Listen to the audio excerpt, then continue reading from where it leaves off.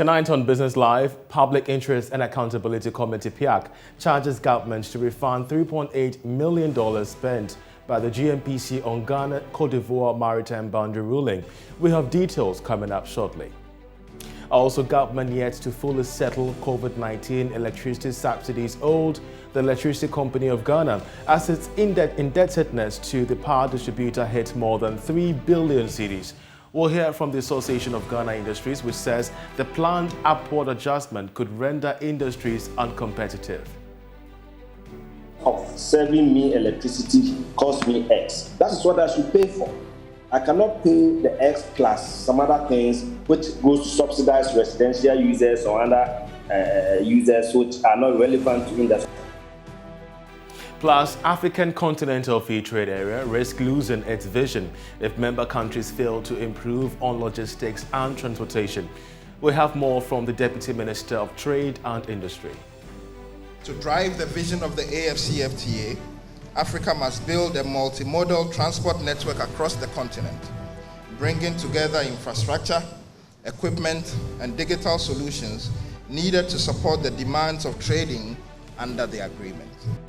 All these stories and more coming up shortly. With me, Charles Ayitey, to stay with us.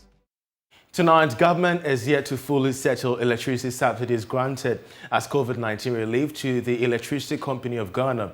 That's according to a report by the power distribution firm submitted to the Public Utilities Regulatory Commission, PLC, for consideration to increase electricity tariff. Charles Nsiaboa has more at this report. ECG, however, expects the government to continue to honor its debt obligations to keep the company afloat. It therefore expressed worry that subsidies expected to be paid by the government on behalf of customers are always in arrears, thereby negatively affecting the financial health of the company. Government indebtedness to ECG in the last few years had gone down to a little above 3 billion cedis.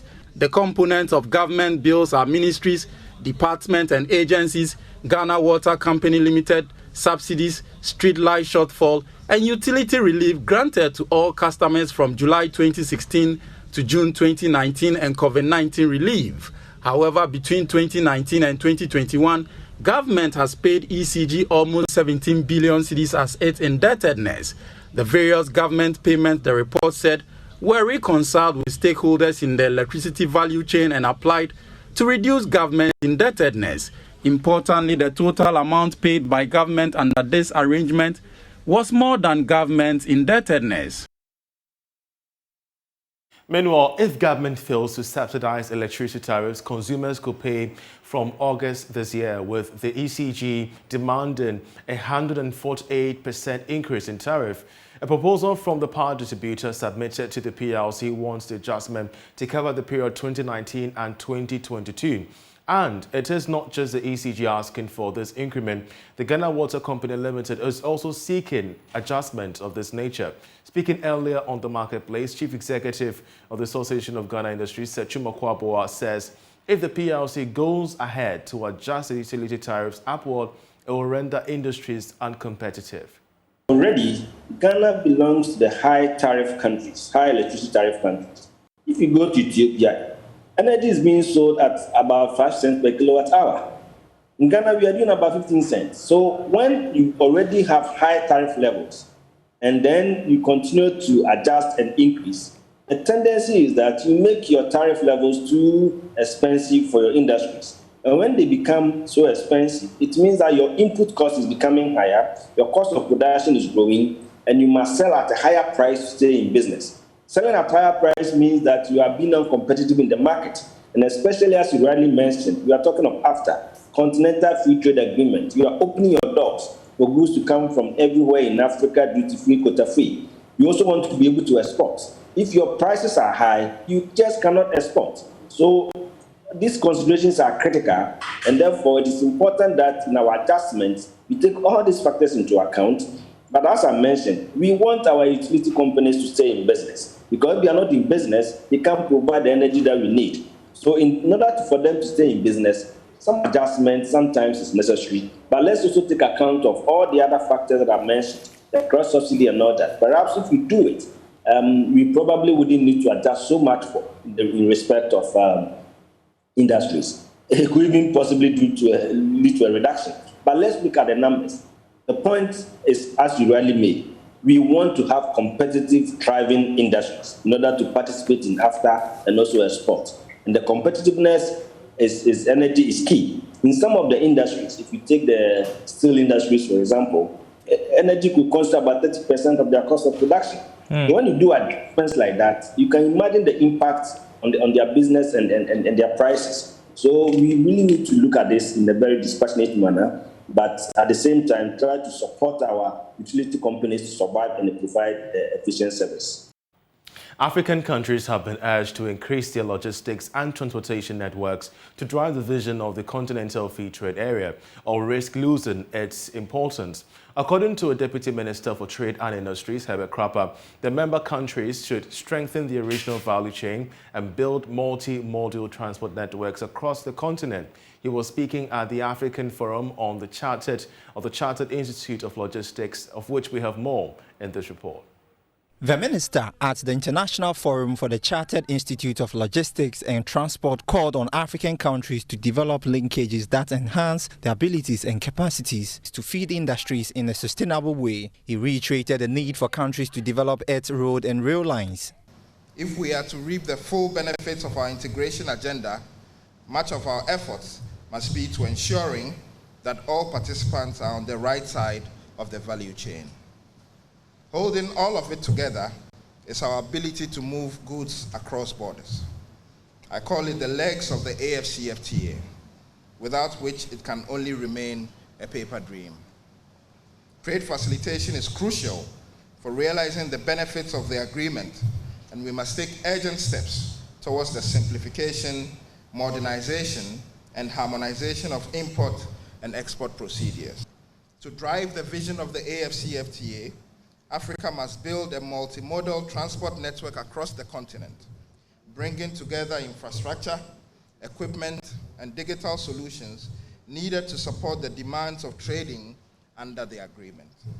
Currently, the means of haulage and movement of goods is largely by sea for primary goods and by air for some of our non-traditional exports. Cross-border trading is being undertaken mostly by road.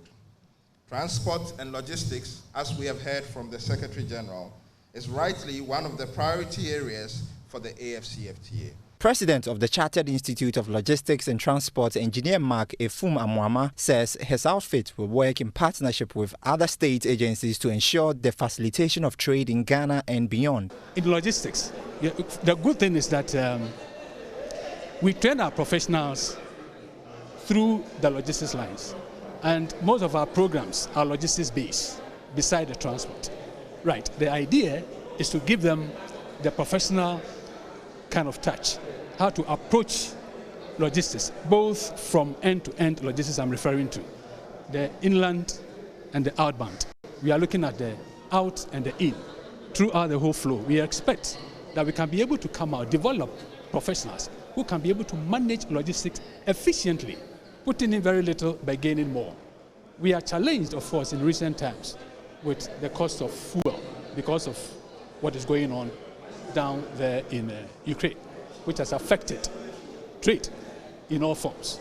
And for CILT, we see that one as a challenge. What we can do is to now go back and not continue to do the same thing the same way all the time, but to strategize and see.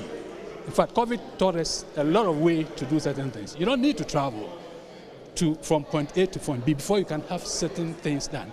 What you can be able to take advantage of technology, you do that, so that we can be able to cut down some of these expenses. In fact, one of the key things the Institute in its next year, looking forward, is what just the Minister said about taking advantage of these electric buses and to be able to see if we can contribute, because that concept alone, one, it satisfies the United Nations Sustainable Development Goal. The Institute is bent on creating a strong model for growth based on regional development. You're still watching Business Live. Economist with Data Bank Research, Corey Boti, has stated that a further call on the Bank of Ghana to increase the policy rate again could force inflation downwards and realign market rates in the financial sector. According to him, the current inflation rate of 19.5% is a major disincentive that has pushed investors away from buying government bills. According to him, government missed its treasury bill target last month by 2.24 billion cedis, representing a drop of 35% in April. Speaking to Joy Business, Corey Boti said the market could soon see a readjustment if inflation drops in the short term. The Bank of Ghana in March increased the policy rate by some 250 basis points, which was quite aggressive. But beside that, they also increased what you call the required reserve ratio to 12% from 8%. Now, the combined effect of this is that liquidity levels on the interbank market is tightened, and they did it for a reason. The history has shown that commercial bank lending to the private sector hasn't been great for this COVID era and the periods after. And then with inflation climbing up, and the Bank of Ghana's model would have suggested that inflation will be around the levels they are now. The real fear would have been that if we allow this liquidity to stay in the system and it's not go into the productive sectors also, it might go after consumption, which will prove inflationary. And the agenda has been to tighten inflation. So I believe that is what informed the tightening of the required reserve ratio to 12% in addition to the policy rate. What this has done is that banks are struggling or are trying to meet their liquidity requirement, regulatory requirement from the Bank of Ghana at the moment. And so the liquidities they have are being channeled into that. Some are even selling some of their T-bills and other investment to try to raise cash to meet the level of demand they meet daily. And so you would have seen shortfall in demand for GOD bills, which is where the excess cash that has been in the the banking system since the COVID era, has been going into government bills and bonds. With the tightening, most of it now is being channeled into meeting the regulatory requirements of liquidity levels, on a weekly basis. And so we are seeing shortfalls on the market. You're still watching Business Live with me, Charles Ayitey. Let's now move to stories that has to do with PIAC once again, because still to come in the bulletin, we shall be having a conversation about the Public Interest and Accountability Committee charging government to refund $3.8 million spent by GNPC on the Ghana-Cote d'Ivoire maritime boundary ruling. We shall have more details and a discussion coming shortly. To stay with us.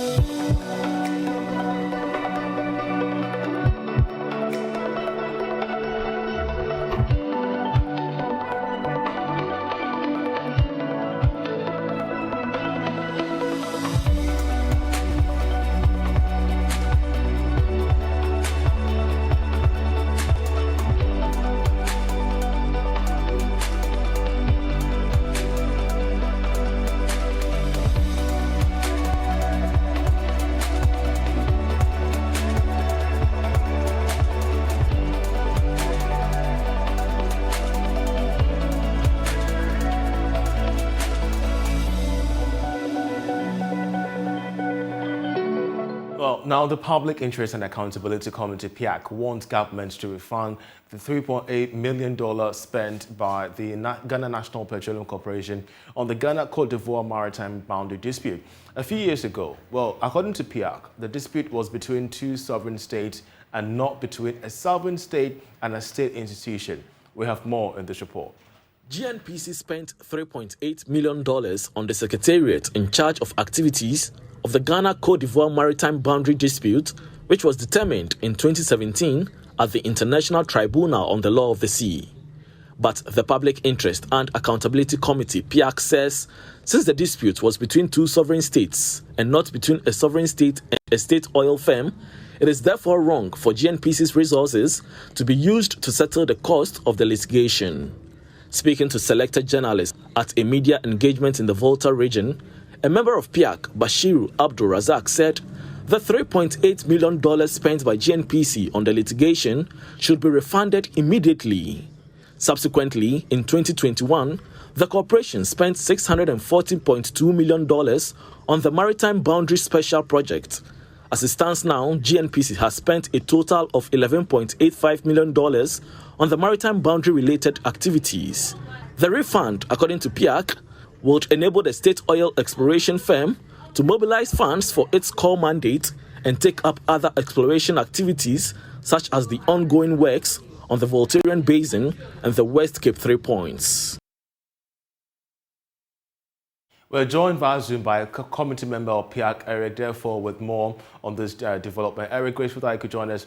Now, this is not the first time that we're hearing this concern from PIAC. How disturbing an issue is this? And of course, from your point of view, how much of a legal concern can this be to not just PIAC, but the jurisdiction as a whole when we're talking about Ghana? Thank you very much, and good afternoon to all your listeners. GNPC has its core function, and that includes acting as government agent in the oil sector. Now, the boundary dispute is between Ghana and Ivory Coast, which was settled and represented by the Attorney General and Minister of Justice. And therefore, the Ministry of Justice has a budget, and ideally, government should have provided resources to the ministry to be able to defend the action. GNPC, as a national oil company, has its core functions and requires resources to be able to deliver its mandate. We need to build the capacity of GNPC so that GNPC can increase its stake in the oil fields and bring more revenue to Ghana. Now, if it's spending its money on peripheral activities like litigation, etc., then the core business of GNPC will not be met. We have a Maritime Boundary Commission, and that commission must be funded by the national budget, not from GNPC's resources. So the challenge we are having is that every year GNPC is having to spend money on this commission when some of the litigation doesn't relate to the oil fields, but to other boundary disputes. And I think it's not regular, it's not right for the GNPC to be doing that. So we'll plead that government should find money to reimburse GNPC so GNPC can focus on its core activities and improve revenue generation for the country from the oil fields. And even as you make this plea to governments to refund monies to the GNPC, how can we cement the realignment of the GNPC to ensure that it is embarking on a mandate that it is set out by law to embark on? I think that we all agree that GNPC is taking a chunk of the oil revenue so that it can build its capacity to stand alone as a national oil company. Because we don't have the capacity to do some of the things that the international oil companies are doing, we are getting very limited returns from our oil resources. So what we think that should be done, I mean, we've had situations where government has fallen on GNPC to either guarantee or loan some of its money to other state institutions who are not paying back, and therefore depleting the financial capacity of the GNPC in its ability to even carry out some of its functions in the Voltarian Basin, etc. So we should have a policy position, leave GNPC to do its core mandates, and then find money from other sources of the national budget to fund some of the activities that other agencies require. But if we think GNPC has become a cash cow, it has available resources, so anytime that government needs money, it goes to GNPC. We will not be able to do what GNPC is supposed to do. So GNPC also as an entity must try and protect itself from defending the pressure that is coming from government so that it doesn't lose focus on what it has to do. So this is one of the areas. You see $11.85 million has been sent so far on the Maritime Boundary Commission over the years. Last year alone, $640,000 was spent on that commission, which didn't relate to any oil field dispute or any oil field boundary issues. So we would hope that government will take this advice seriously, find money. Now we are getting e-levy also, which can help to settle some of these costs, and therefore free GNPC to be able to handle this core mandate. We do know that PIAC is basically for the interest of Ghanaian, the Ghanaian taxpayer. And with this particular request that you have placed on the table of government, how far are you willing to go to ensure that the demand for accountability from not just government but the GNPC is met? Well, we present semi-annual and annual reports on our activities, and those reports go to the Parliament and to the executive. So in our reports, we'll highlight this point strongly and expect that Parliament will also pick it up and be able to ensure that the right thing is done. Eric, therefore, we're grateful that you could join us with this. He's a committee member of the Public Interest and Accountability Committee. And that's how we wrap up on Business Live. We're going to be leaving you with international business news. Many thanks for watching. Enjoy the rest of our programs.